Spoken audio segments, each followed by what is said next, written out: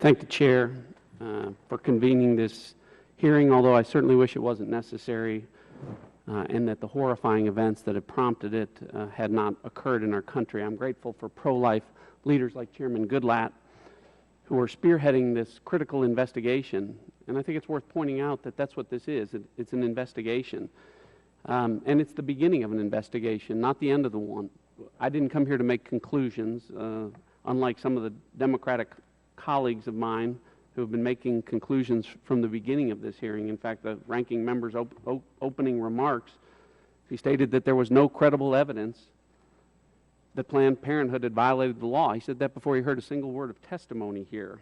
The Democrats in this room, my colleagues across the aisle, can feign outrage, but this is the obligation of Congress. The federal tax dollars are going to Planned Parenthood. We have an obligation as duly elected representatives of the people to determine whether or not they're using those federal tax dollars to violate the law. So my colleagues across the aisle can be upset, but Congress is doing exactly what it should do here today. The gentleman before me just commented on the fact that Congress has returned after a month of recess. Well, I can tell you what the 700,000 people in East Texas that I'm privileged to represent wanted to talk about. They wanted to talk about what they saw on these Planned Parenthood videos. Now, again, my colleagues across the aisle can say that the videos aren't real, but they're very real to the 700,000 Texans that I represent. And I came here today to ask some questions about that, and I think that the Texans that I represent and Americans generally have been sickened by what they've seen on those videos. Professor Smith, earlier today you referred to Planned Parenthood as a beloved institution. I don't know Planned Parenthood. All I know is what I've seen on the videos and what their representatives have said. And in examining that footage, I don't see a beloved institution. I see an organization that appears to have a blatant disregard for human life, at least what appears on the video. Now, I know that you've talked about how those videos are not reliable, but that's not the same thing as saying that they're not true. You're not here today under oath to say that none of those statements made by Planned Parenthood employees were not true, are you? Certainly some of the words they uttered, many of the statements they said, they did say, absolutely. But I think the videos were edited to make it seem that they said things they didn't say. Well, and again, I'm not asking you to say that they're true. What I'm saying is, would you at least agree with me that if the words as you heard them on the video are true, that there were some outrageous statements made?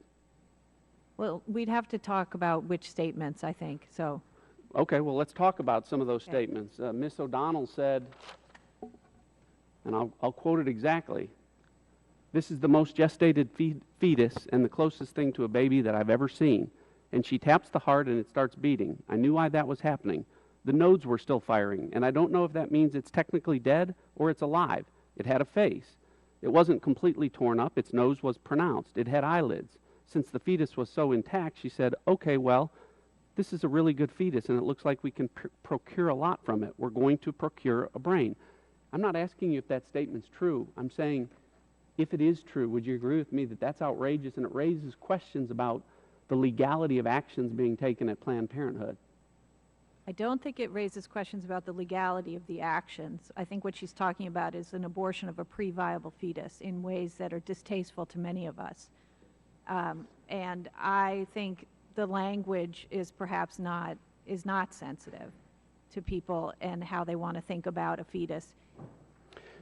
We often equate fetus with baby. In fact, members of this committee have done so repeatedly today, and that makes us think about full-term gestated babies rather than fetuses in a very early stage of gestation, which is what she's talking about. So when you juxtapose those images in your mind, it becomes very distasteful. But when you're talking about a very early, undeveloped well, let me reclaim my time here. I understand we're going to disagree about, you use the term fetus, I'll use the term baby. But that statement, as I read, doesn't give you reason to think that Congress should investigate whether or not that statement, if true, perhaps violated the partial birth ban or because there's the Born Alive law? There's nothing in that statement. Let me talk briefly about. Well, let me move on. You've told me that you don't agree with me. We're Okay. just going to have to agree to disagree. Have you But read something the law? earlier that you Because- said with Congressman Gowdy was that you'd be okay with defunding, Congress defunding Planned Parenthood if it made those same federal tax dollars available to other providers that were qualified to give health care to women in this country. If there was an institution that provided as high-quality care as Planned Parenthood does on a consistent basis. Well, that's not what you nationwide- said earlier. Well, let me correct the record and be more clear about it. Yes, that's what I'm talking about. Okay. Is Well, so that did you kind of know that there high-quality care. are 20 federally funded comprehensive care clinics for every one Planned Parenthood in this country? There are many community health centers. And are you aware also- that there are actually 13,000 federally qualified health care centers for women in this country? Yes, and many of them provide much lower quality health care, unfortunately, than Planned Parenthood does. There's an investigation recently and an article, I think it was in Salon.com, about the difference between community health centers and Planned Parenthood Well, clinics and comparing. with all due respect, Professor Smith, you There's a keep reason saying that people you go don't. to Planned Parenthood, which is that the care is very good, very compassionate, and As compassionate as what we saw in those videos? people trust them. All right. Well, we're just going to have to agree to disagree on that.